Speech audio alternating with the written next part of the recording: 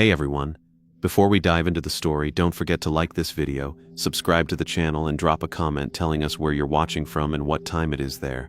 That way YouTube will keep showing you more stories just like this one. Alright, let's get started. I grew up hearing my grandmother say, "Don't walk past the Douglas place after dark." It wasn't a threat exactly, more like weather advice. You don't go out in the rain without a coat, and you don't go past the last house on Larch Road at night. Everyone in our town knew it. Nobody explained it. The Douglas house sat at the very end of a narrow gravel road, beyond the reach of the streetlights. It had been empty for decades, peeling clapboard siding, a porch with one corner sagging like a broken jaw, and windows that were somehow always darker than the rest of the night. We'd tell stories about it in middle school, how Old Man Douglas had died at the kitchen table with his eyes open, how his wife had vanished into cornfield, how the police found claw marks on the inside of the walls. But the truth was less dramatic. The Douglas family left town after their youngest son drowned. The house was never sold, and yet nobody broke in. Nobody tagged it. No teenagers drank beer on the porch. It just stood there. When I was 17, my friend Paul dared me to walk past it after midnight. He offered $50. I took it, mostly because I didn't think he'd actually pay me, but also because I wanted to prove something. I didn't know what. That night, I walked down Larch Road with my phone flashlight pointed at the gravel. The sound of my boots was too loud in the cold air. Every few steps, I'd glance up and see the Douglas place getting closer, a black hole at the end of the world. The air felt heavier, like the cold had weight. When I reached the mailbox, a rusted metal box slumped on a bent post, I stopped. The house loomed ahead. I could see the porch, the tilted steps, the door with its paint blistered into curls. And then I saw light, not from the house. From inside my own head, like a memory suddenly turning on. I remembered being in that house, which was impossible because I'd never been inside. But I could see it. The hallway with faded wallpaper, the smell of old soap, the creak of a loose board under my foot. And behind it all, something else. A sound like someone dragging their fingernails down the inside of my skull. I turned around and walked home without looking back. I didn't tell anyone what happened. Not Paul, not my parents.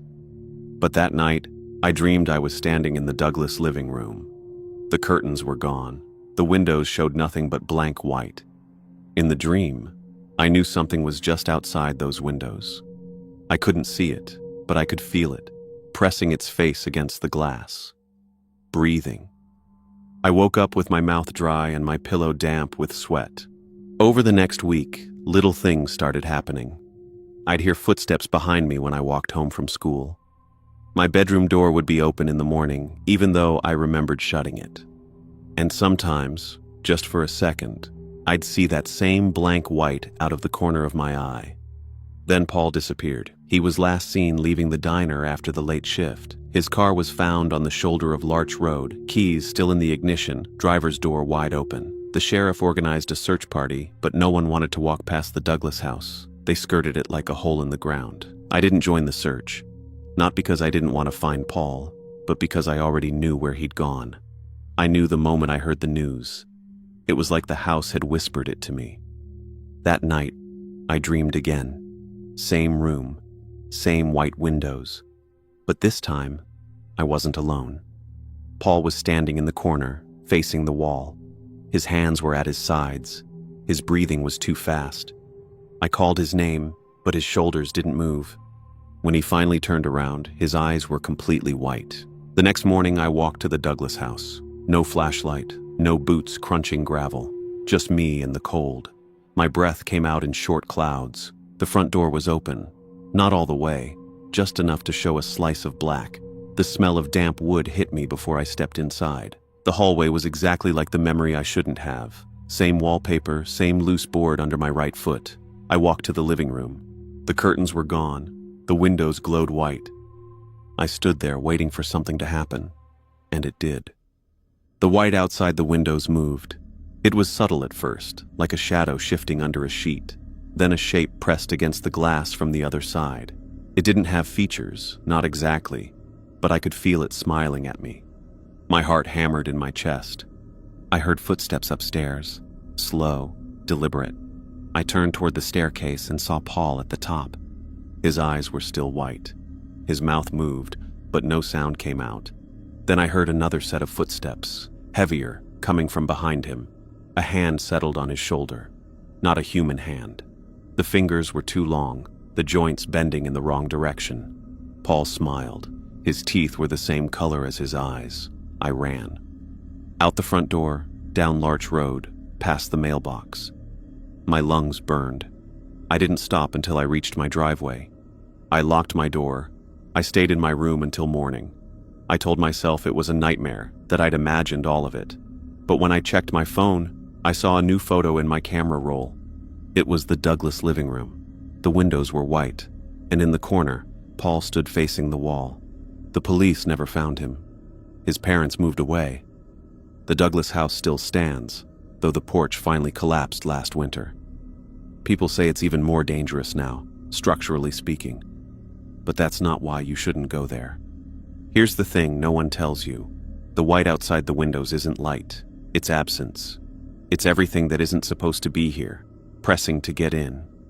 And sometimes if you stand too close, it gets its hands through. I still dream about that room. The shape at the glass hasn't moved away. I think it's waiting for me to come back. And I'm afraid that one day soon, I will.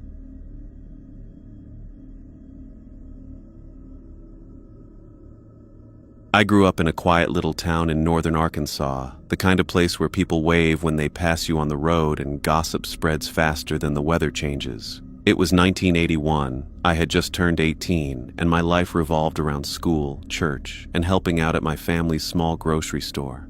My mom was the type to keep the floors spotless, so clean that you could eat off them, and my dad knew every customer by name. Life felt predictable, until I met Daniel Cross. Daniel was the youngest son of Judge Malcolm Cross, a man whose presence could silence a room before he even spoke. Everyone in town respected or feared him. Daniel wasn't like his father on the surface. He had a smile that could talk you into anything, hair that looked like it belonged in a shampoo commercial, and a way of making you feel like you were the only person in the world when he talked to you. That summer we started seeing each other in secret. I didn't tell a soul, not even my best friend Lisa, because I knew exactly what people would say, that I wasn't good enough for him. When I found out I was pregnant, I was sitting on the bathroom floor of a gas station 2 towns over, holding a test I'd bought in cash just to avoid being recognized. My hands were shaking so badly that I almost dropped it. The first person I told was Daniel.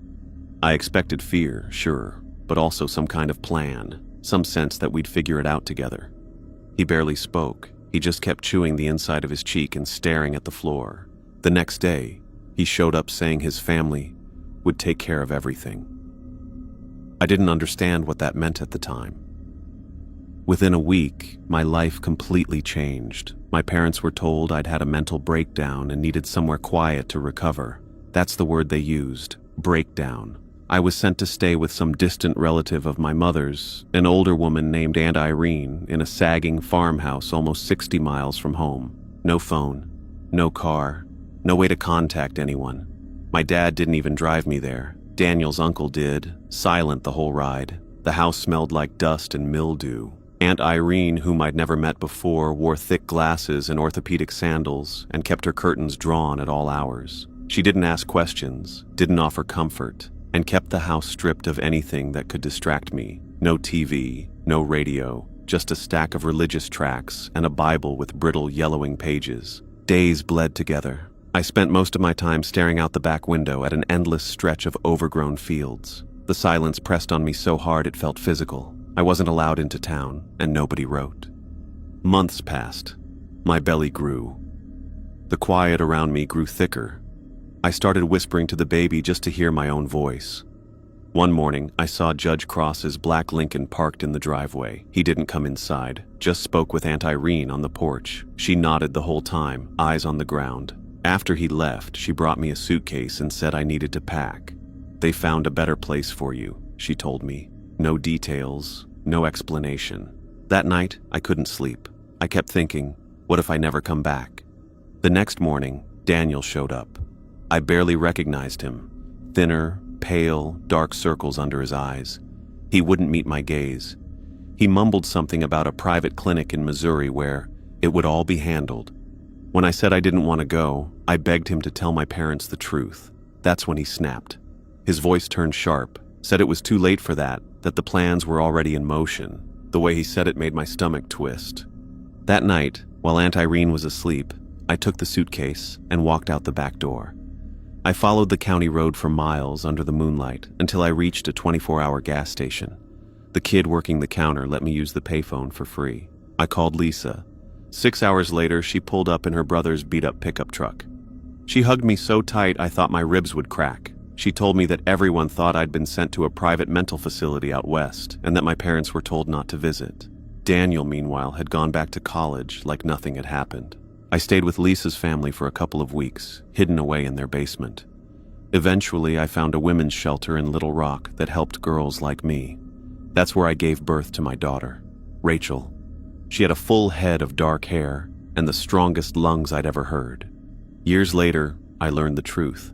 One of Daniel's cousins got drunk at a wedding and spilled everything. The Cross family had paid off doctors, forged medical records, and arranged the whole thing so they could take my baby without my consent. To them, I wasn't a person, just a problem to be erased quietly. I changed my name. I moved states. I raised Rachel on my own. She's in college now. Sharp, independent, full of fire. She doesn't know the whole story yet. One day I'll tell her, not for sympathy, but so she understands exactly how far some people will go to protect power, and how far you have to go to protect yourself.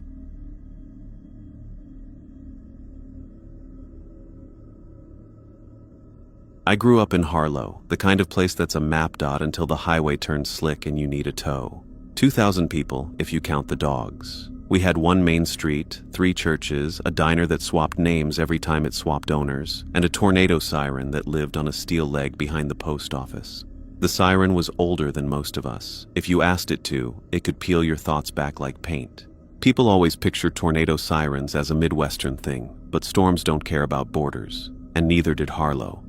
The siren had been our town soundtrack, testing every first Wednesday at noon, calling volunteer firefighters when a pager failed, and once, for real, when a black wall rolled in across the state line and tore a dozen roofs open like gift wrap. It did its job, and we respected it. Until last winter. Until it started talking back. I was on the midnight shift at the dispatch office when it first went wrong. Harlow doesn't need a full-time dispatcher, so they give the job to someone who can stay awake and not panic. That night, the lights hummed, the coffee tasted like burnt pennies, and my brother Josh texted me to ask if he could borrow my truck in the morning.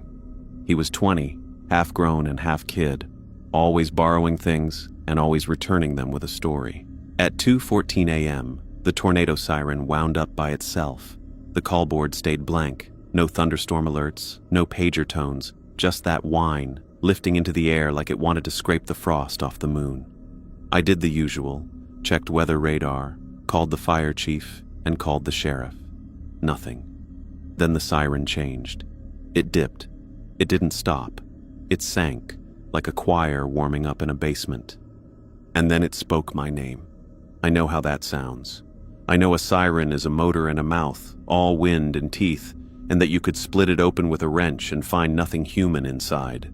But it said, Mara.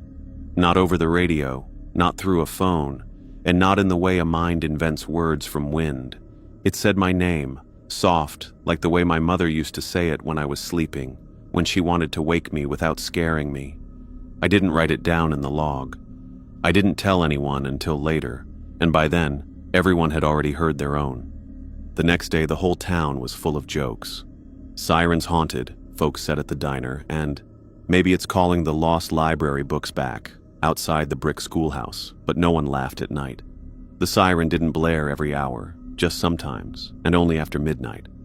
People said it wasn't the same sound for everyone. For me, it was my name. For Mr. Klein, whose wife had died the spring before, it was her voice singing the first hymn of his wedding. For the sheriff, it was a wordless coo, the exact sound he'd heard through a baby monitor on the night his son was born. Everyone heard something that mattered more than it should. It made your chest hurt. It made your feet want to move. 3 days in, Josh walked out of our mother's house and didn't come back. I was on day shift then, trying to catch sleep at noon and failing. Mom called me, steady-voiced because she'd taught herself that trick when Dad left. "He went out to smoke," she said. "He was barefoot." Barefoot in December, the kind of detail you can't look away from. We found his cigarette in the backyard, 2 puffs and no ash, like he'd been interrupted mid-breath. We found prints in the frost, full-footed, headed toward the creek. We found nothing after that. The search team did what search teams do, grid by grid, polite questions to neighbors, pylons of floodlights sinking into mud. The siren didn't sound the entire time, not once. It held itself tight inside its metal throat while we tore our throats open, calling for him. At the station, the fire chief, Mr. Bell, a retired lineman who looked like he'd been carved with a chainsaw, propped the siren manual on his thighs and said, "It's a Federal Model 5A, 7.5 horsepower, single-phase AC. It doesn't talk." He and the town electrician climbed the tower and took the housing off. They found a family of starlings in the horn and a ring of old wasp nests like a crown. They found frayed wiring wrapped with electrical tape and a fuse that should have blown and hadn't. They didn't find a speaker. They didn't find a person, a prank device, or a recorder. They didn't find my brother. But at 2:14 again that night, same minute, like an appointment, the siren rose and the town held its breath. And this time, instead of a voice, there was a sound like someone inhaling through their nose, not snoring, not wind. The sound you make when you're standing in the dark and you think you might finally remember what you forgot. The second person who went missing was Mrs. Allen, a teacher who retired the year I left for college. Her car was parked behind the Methodist church. She'd been seen at the library, where she had a habit of rearranging the large print books after the teen volunteers put them in the wrong place. She never made it home. Her front door was locked and her cat was hungry, and the librarian said, "She said something strange to me about hearing her husband in the siren. He's been gone 16 years. After that, the joke stopped. We stopped mentioning the siren in daylight. In a town like ours, superstition wears a practical coat. You stop naming what you think might eat you. I did say it out loud once. I told the sheriff in his office where the heating vent rattled. "It's calling people," I said. "Not everyone, but the ones who go out in it, alone. It calls them with what they want most." He rubbed his eyes and said, "That'd be nice, wouldn't it? Someone to blame." He was kind. He had that look men get when they've carried too many families into bad news and have to keep their faces made of something that doesn't fall apart. "Mara, none of this is on you." I wanted it to be on me. If it had been mine, I could have turned it off. There are things you don't put in a report, like the way the town changed around the edges. This is the part that's hard to make sound true. But Harlow shrank. You'd drive a road you'd driven since you were 16 and find a new curve, a fence that didn't used to be there, a patch of trees someone swore had always stood that way. Houses felt farther apart from one another. The streetlights held a little less light. The distance between your front porch and your car gained another step.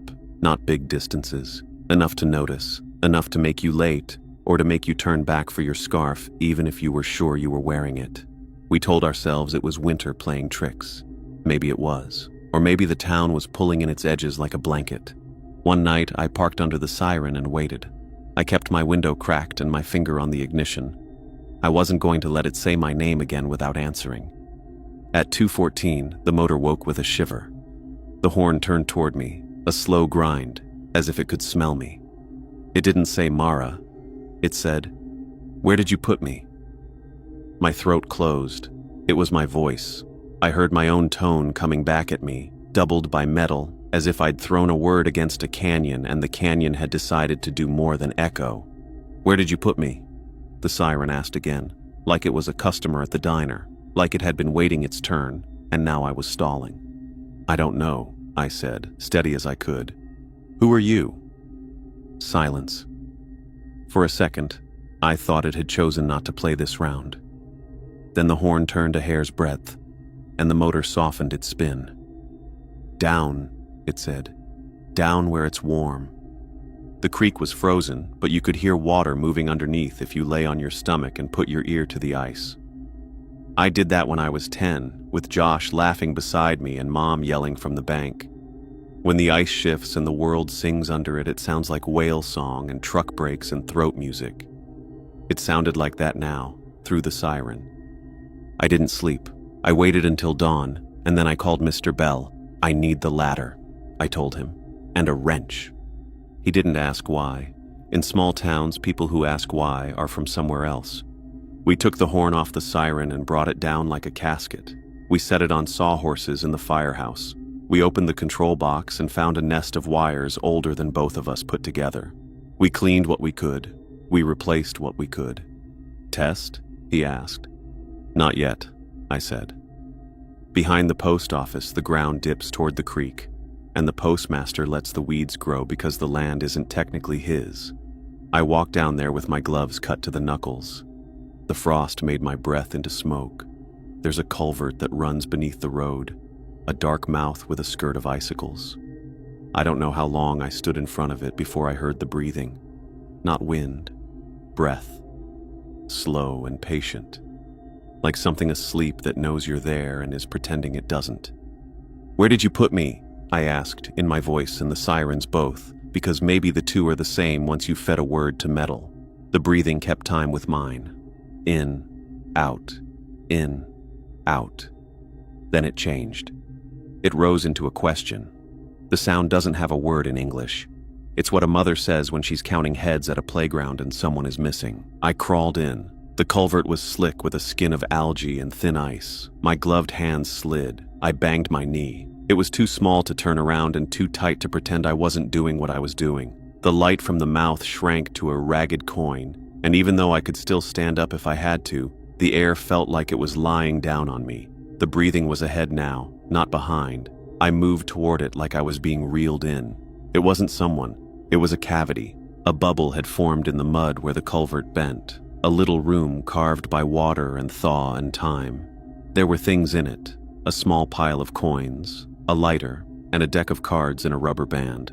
Things our town had dropped, and the creek had decided to keep. And in the center, half buried, was a ceramic frog. It was stupid and bright even in that gloom, with a chipped lip and eyes painted too wide. I recognized it. It had lived on our mother's porch since we were kids. Josh and I used to use it as a bank. We fed it dollar bills and borrowed them back. When Dad left, I smashed it and scooped our money into my backpack because I was 13 and angry and practical. We hid the shards behind the shed. Mom would have hated it if she knew. I dug the frog out of the mud. The breath went quiet. The culvert felt smaller.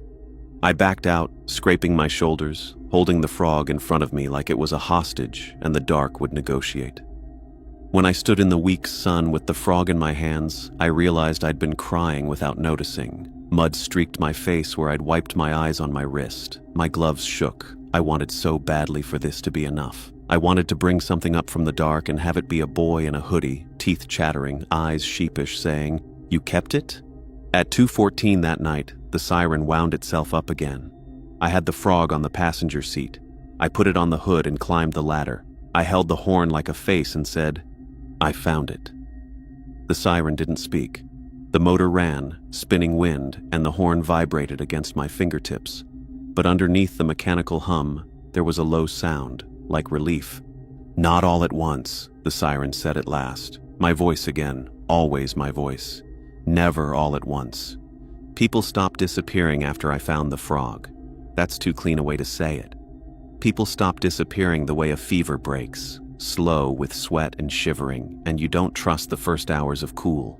We had a week with no calls, then 2, and we started sleeping again, and the jokes came back in their careful daytime way. The siren still made the wrong kind of sounds, my name sometimes, the intake of breath, the little asking noise, but they were quieter, less sure. The town felt a hair wider. I could reach my car from my front steps without adding a step. We never found Josh. We never found Mrs. Allen. The sheriff retired a month later without saying why. Mr. Bell nodded at me once in the grocery store like we'd lifted a piano together and put it down where it needed to go. Mom started leaving the porch light on again. The frog sat on the railing with a new crack glued neat, a smile painted too wide, like it knew a joke we didn't. I still work nights. Routine keeps you stitched together. The siren tests on Wednesdays. When it winds up, the clean, normal way, and winds down without saying my name, the town breathes in relief. And I do the thing you do when you live in small places that keep their own counsel. You decide what to believe, and then you stick to it until it holds. Here is what I believe, as close to true as I can manage. Towns keep records that aren't paper. They keep ledgers of favors and grudges, prayers and apologies, things you broke and hid and meant to fix. When you sleep, the town counts. When something goes missing and you don't give it back, the town asks where you put it. If you don't answer, it asks in a louder way. If you still don't answer, it opens its mouth and sings you into the dark with what you want most. And you go because that's the weight you're carrying. I also believe this. Sometimes, if you crawl into the cold and you come up with something chipped and ugly and honest in your hands, something you stole, something you should have mourned out loud, the mouth closes. Not forever. Towns don't forgive forever, but long enough to sleep. Long enough to hold a cracked frog and listen to a siren that's just a siren. Last week, a group of high schoolers spray-painted hearts on the siren tower and hung a string of paper cranes from the bolts. I watched them in the camera glow. I didn't stop them. When the wind moved, the cranes rustled, and for a second, I heard breathing again and almost looked toward the creek. But it was only paper, only wind finding its way through folded wings. At 2:14, the hour that still owns me, I parked under the tower and waited. The motor kicked on, steady, mechanical, the way it should be. The horn turned once, a lazy twitch, and then held still. It said nothing. I rolled the window down anyway, and I said, for no one and for everyone, I didn't put him anywhere. The town listened. I could feel it. The way you feel the weather coming in your joints. I could feel it doing its numbers. And I could feel it decide, for that hour, for that night, to believe me.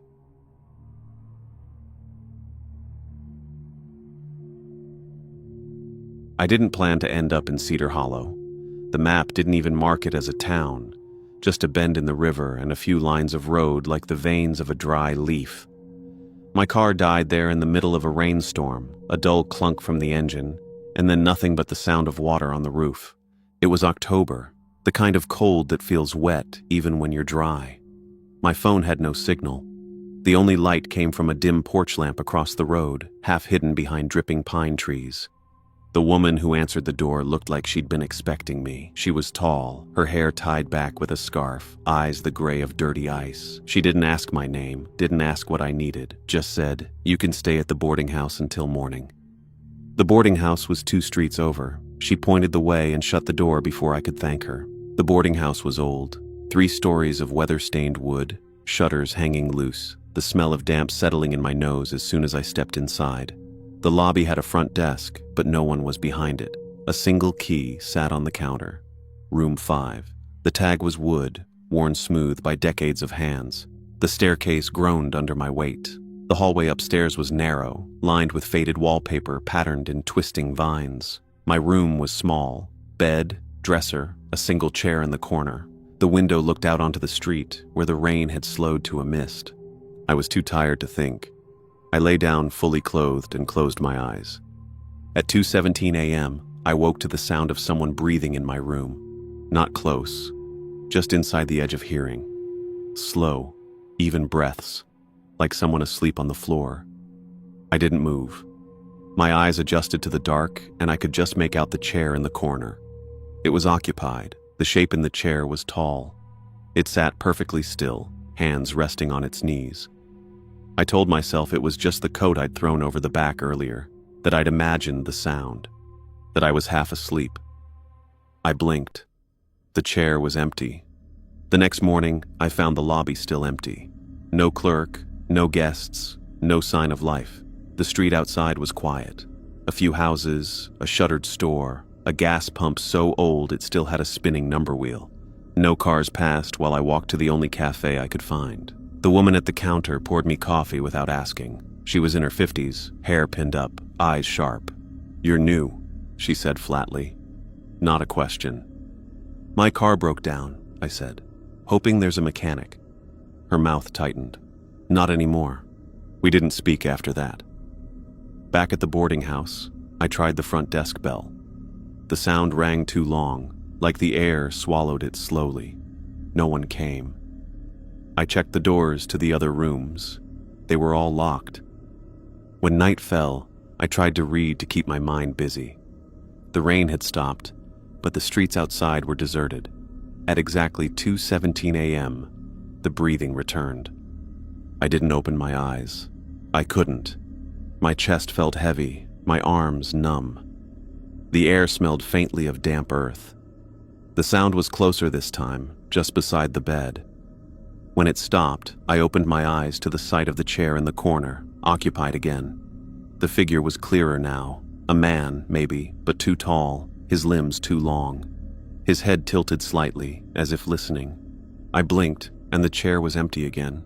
On the third day, I tried to leave Cedar Hollow. I packed my bag and walked to the highway. No one was on the road. The forest pressed close on both sides, branches creaking in the wind. I walked for 2 hours before realizing I was back where I started. The gas pump, the cafe, the same sagging porch. The woman at the cafe watched me through the window as I passed. She didn't look surprised. That night, I decided to wait for the thing in the chair. I stayed awake, sitting on the edge of the bed with my bag at my feet. The clock on the dresser ticked toward 2:17. The breathing began, slow and steady.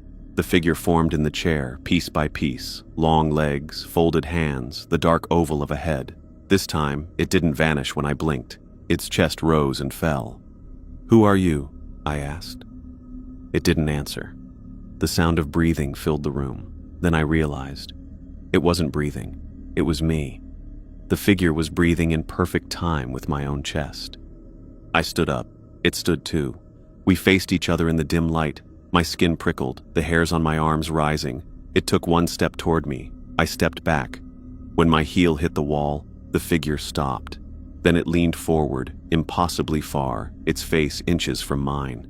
In the dark, I could only see the outline of its jaw, the faint movement of its lips. It whispered something I couldn't understand. Then it was gone. By morning, I had decided to leave again, this time without the road. I took a path through the woods, keeping the sun at my back, forcing myself forward even when the undergrowth closed in. Hours passed. My legs ached.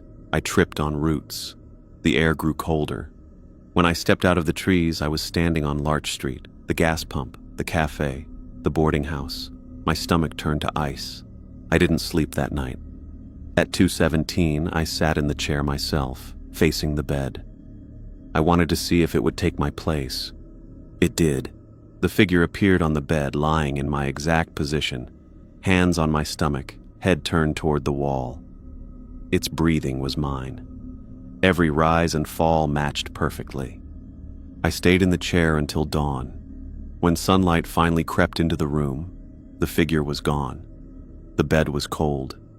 The next day, the woman from the cafe knocked on my door. She handed me a paper bag with bread and cheese inside. "You're staying," she said. Again, not a question. "I don't want to," I said. "No one does." Her eyes lingered on me, and I felt the weight of something unspoken. Then she left. That night, I barricaded the door with the chair. At 2:17, I heard the breathing start again. Louder now. The sound came from inside the room. No, from inside my chest. My arms and legs went cold. I tried to move, but my body felt distant, like I was watching it from outside. The figure was standing over me. It leaned down, its face level with mine. Its skin was pale, almost translucent. Its eyes were not eyes at all, just deep hollows that seemed to drink the light. It whispered again, and this time I understood. "You were always here." I woke up on the floor, and the chair had toppled over. The window was open, rain blowing in. My clothes were damp. My watch said 2:18 a.m. Days blurred together after that. I stopped trying to leave. The woman from the cafe brought food. I never saw anyone else. The figure came every night, sometimes in the chair, sometimes in the bed, always at 2:17. Sometimes it looked like me, sometimes it didn't. I started to wonder if there was ever a road out of Cedar Hollow, if my car had ever really broken down, if I'd ever had a life before the boarding house. Last night, I didn't wait in the chair or the bed. I stood by the window and watched the street. At 2:17, the breathing began behind me. I turned around slowly. There were two figures now. One in the chair, one in the bed, both breathing with my lungs. They didn't vanish when I blinked. I think tonight there will be a third, and I think it will be the real me. If you're reading this and you ever find yourself in Cedar Hollow, don't stay at the boarding house. Don't talk to the woman at the cafe, and whatever you do, don't be awake at 2:17 a.m., because that's when it starts replacing you.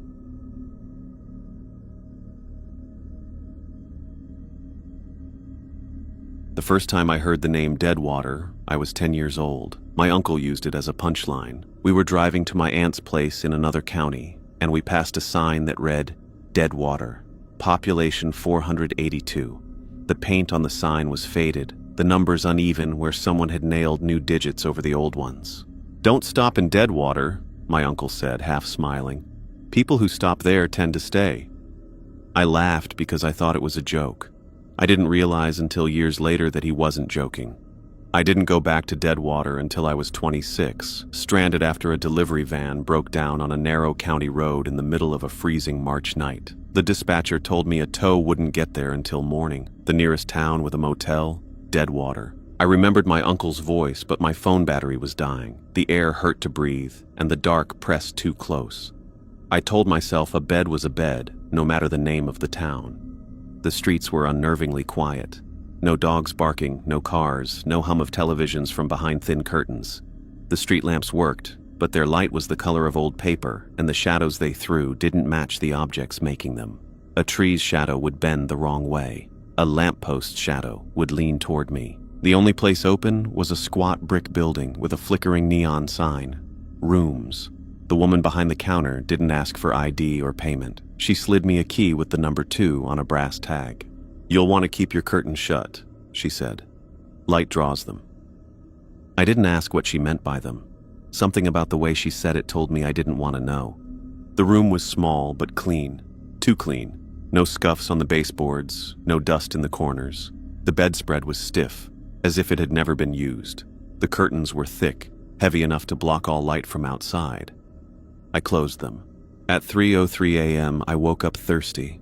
The tap water in the bathroom came out warm and tasted metallic. While I was rinsing my mouth, I heard something tap against the window. Not a knock, a tap, like a fingernail against glass. I froze. The sound came again, slow and deliberate. The curtains were drawn, but the fabric bulged inward with each tap, as if something on the other side was pushing lightly, testing.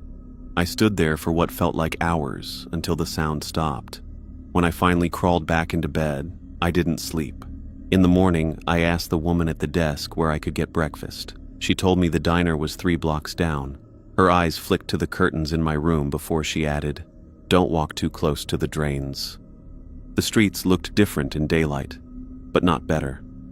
The buildings leaned in odd directions. Some had windows bricked over. A faint smell of algae clung to the air. On the way to the diner, I noticed the drains she'd mentioned, round metal grates set into the curbs. From each one, a slow trickle of dark water ran toward the gutter, even though it hadn't rained in days. The trickles didn't reflect the light. I caught myself walking in the center of the street. The diner was almost empty. A man in a work jacket sat at the counter, staring into his coffee like it was a scrying mirror. The waitress moved like her body was too heavy for her bones. "You're passing through?" she asked when I ordered. "Just for the night." "Good," she said. "Don't stay past the 3rd sunrise." I waited for her to explain, but she didn't. When I left the diner, I noticed something strange. The population number on the Deadwater sign at the edge of town had changed. Yesterday, it was 482. Now it was 483. I tried to leave after breakfast. The road out twisted in ways that didn't match my memory of coming in. Every turn brought me back toward the center of town. The landmarks repeated, the post office with its boarded windows, the park with swings that swayed without wind, the same pale stray dog that watched me from the corner every time I passed. After 3 hours, I gave up and returned to the motel. That night, I didn't sleep at all. At 3:03 a.m., the tapping began again. This time, I didn't freeze. I went to the window and pulled the curtain back an inch. I wish I hadn't. Something was crouched on the other side of the glass. Its skin was the color of wet stone, stretched too thin over sharp bones. Its eyes were black, not glossy but matte, like holes. Its mouth hung open in a shape that suggested laughter, but no sound came out. When I moved the curtain, its head snapped toward me. I dropped the fabric and stumbled back. The tapping grew faster, harder, until the glass trembled in the frame. Then it stopped. In the morning, I found wet handprints on the outside of the glass. They were too long, the fingers tapering to sharp points. I decided I wouldn't spend another night in dead water. I packed my bag and walked out. The woman at the desk was gone. No one was in the streets. The drains trickled steadily, and I thought I saw something shift beneath the surface of the water. I found a road I hadn't seen before and followed it. It led out past the houses, into open fields. My chest loosened when I saw the tree line ahead. I thought I'd made it. Then I heard water. At first it was faint, like a creek hidden in the grass. But it grew louder with every step, until it roared in my ears. The air grew damp and heavy. I looked down and saw the pavement glistening, not from rain, but from a thin sheet of water sliding over it.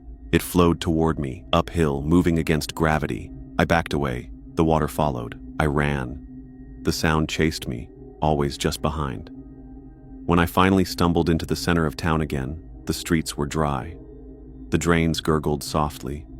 The population sign read 484. That night I pushed the dresser against the window. At 3:03 a.m., there was no tapping. Instead, I heard water dripping, slow at first, then faster. The smell of algae filled the room. I turned on the light. The carpet beneath the window was dark with moisture. A thin stream of water trickled from under the curtains, pooling around the dresser legs. The water was rising. I grabbed my bag and opened the door. The hallway was flooded ankle deep. Something moved in the water, brushing against my skin, a touch too deliberate to be current. I ran down the stairs, splashing through the lobby.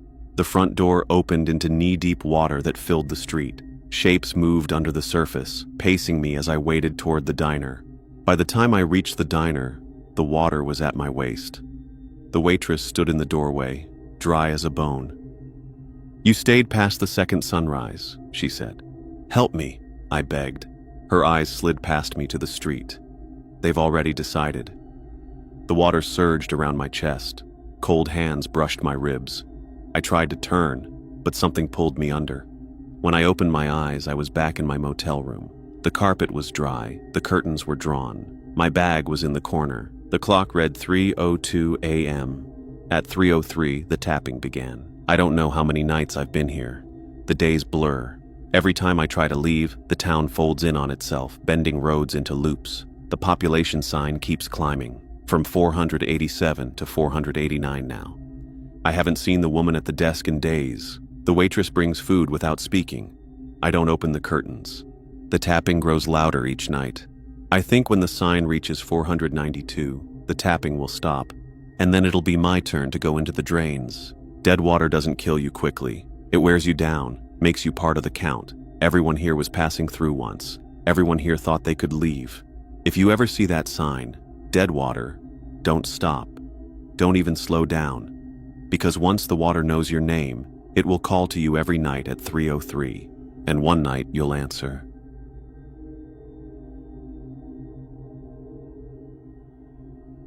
When I took the job in Hammond, I thought it would be a quiet way to get my life back on track. Small towns always seemed simpler to me. Less crime, fewer strangers, a place where you knew who was knocking before you opened the door.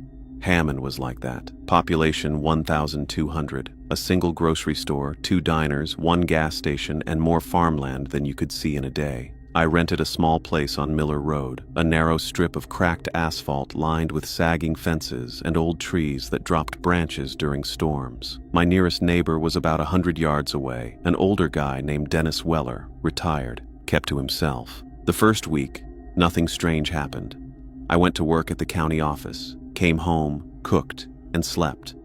But in the second week, I noticed the cars. They were parked at the far end of Miller Road, right before the asphalt turned to dirt. Old sedans, beat-up pickups. They'd sit there with their engines off, sometimes for hours. Always different plates. Some from in-state, some from 3 counties over. At first I thought maybe it was teenagers drinking or smoking where no one would bother them, but the people in those cars weren't kids. They were middle-aged men mostly, a few women. They just sat there, hands on the wheel, staring at the trees where the road ended. By the third night, I'd counted 6 different cars in the same spot. I asked Dennis about it one afternoon when I saw him checking his mailbox. He didn't look at me when he answered. "People like to watch the woods," he said. "What's in the woods?" "Trees," he said, and went inside. That was the first time I felt something tighten in my stomach. On Friday night, I decided to walk down there myself. The air was damp, the sun sinking low. I kept to the side of the road, listening to the hum of crickets. The last car of the night was just pulling away as I got closer. The trees at the end of Miller Road weren't special. No signs, no fences, just pine and maple growing close together, the dirt road disappearing into them. I stepped onto the dirt and heard the crunch of dry leaves. After 20 feet, it was darker, quieter. The air smelled faintly metallic. That's when I noticed the trail. Narrow, almost hidden, leading off to the right. The ground was worn down like it had been walked on a lot. I followed it for maybe 50 yards before I saw the clearing. It was small, ringed by trees so close together you couldn't see past them. In the center was a patch of bare ground. No grass, no leaves, just dirt. It looked almost like someone had raked it smooth. There were no footprints, no trash. But there was a sound. It was faint, coming from under the ground. A slow, rhythmic thump, like a heartbeat you could feel in your shoes. I stood there until my skin prickled and my neck went cold. Then I turned around and walked home without looking back. The next morning I called the sheriff's office. A deputy came by, a young guy, polite. I told him about the cars, the clearing, and the sound. He nodded through the whole thing, then said, "That's county land back there. No law against parking on the road, probably just hunters." When I asked about the sound, he shrugged. Groundwater, pipes, lots of reasons. He wrote nothing down. When he left, I noticed his cruiser drove straight to the end of Miller Road and parked there for 10 minutes before heading back toward town. Over the next week, the pattern didn't change. Cars at night, the same spot. People just watching. I stopped walking down there, but I started paying attention. Sometimes the people got out of their cars and stood by the woods, not talking, not moving, just staring. Once, a man carried a small box into the trees and came back without it. On Thursday night, one of the watchers saw me looking from my porch. He didn't wave. He just stood next to his truck and stared until I went inside. 2 nights later, a woman went missing. Her name was Lydia Carter. She worked at the grocery store. I'd spoken to her maybe 3 times, short conversations about the weather and whether the coffee shipment had come in. She lived on the other side of town. The last person who saw her was the cashier on duty that night. She said Lydia left work at 8:15 p.m. and got into her car. She never made it home. The search started the next morning. Volunteers combed the woods, but the area at the end of Miller Road was never mentioned in the briefings. When I brought it up to one of the search coordinators, he said, "We already checked that." I knew they hadn't. I'd been watching. On the 3rd night of the search, I saw movement at the end of the road again. 2 cars. Their headlights were off, but I could see figures with flashlights slipping into the trees. I couldn't stop myself. I grabbed my jacket and walked down the road. The cars were empty when I passed them. Their doors were locked, keys gone. I followed the trail into the clearing. The bare patch of dirt was different now. It wasn't smooth anymore. There were marks, straight lines crossing each other, like something had been dragged across the ground. The sound was louder too, but not the steady thump I'd heard before. Now it was irregular, uneven, like digging. I turned off my flashlight and crouched at the edge of the clearing. The figures came back a few minutes later. 2 men, one carrying a shovel. The other was holding something wrapped in a tarp. They didn't speak. They just went to the bare patch and started working. I left before they saw me. I didn't go home. I walked straight to the sheriff's house. Small town. You know where people live. I knocked until he came to the door, half asleep. I told him what I'd seen. He didn't ask for details, didn't write anything down. He just said, "The best thing you can do is stay in your house at night. Miller Road's not your concern." The next morning, the search for Lydia Carter ended. No announcement, no explanation. Just stopped. That night, there were no cars at the end of the road. the clearing stayed empty for a week. Then, on the following Monday, a new name appeared on the mailbox across from Dennis Weller's. Fresh paint. The house had been empty since I moved in. Now there was a family, quiet, polite, kept to themselves. I saw the father once in town. He was one of the men I'd seen in the clearing. I kept my head down after that. I didn't walk toward the woods. I didn't ask questions. I waved to Dennis when I saw him, but we never talked again. But every so often, usually around midnight, I'd hear the sound. Faint, coming from far away. The thump. Slow. Rhythmic. Like something in the ground that never really stopped. I don't know what happened to Lydia Carter. I don't know what the watchers are looking for, or burying, or digging up. I don't know how many people in Hammond know about the clearing. What I do know is that the population sign hasn't changed since she disappeared, and sometimes, late at night, I see a single car at the end of Miller Road again. Engine off, lights out, someone in the driver's seat just watching the trees. Everything that happened can be explained if you want it to. The cars, hunters, or people meeting in private. The sound, groundwater, the clearing, just a place where the soil won't grow anything. The missing woman? She left town, or worse. Someone hid her somewhere the searchers didn't think to look. But explanations don't make it feel less wrong. Because every time I walk to my mailbox, I can feel someone at the far end of the road watching me. And I think they're waiting for me to look back.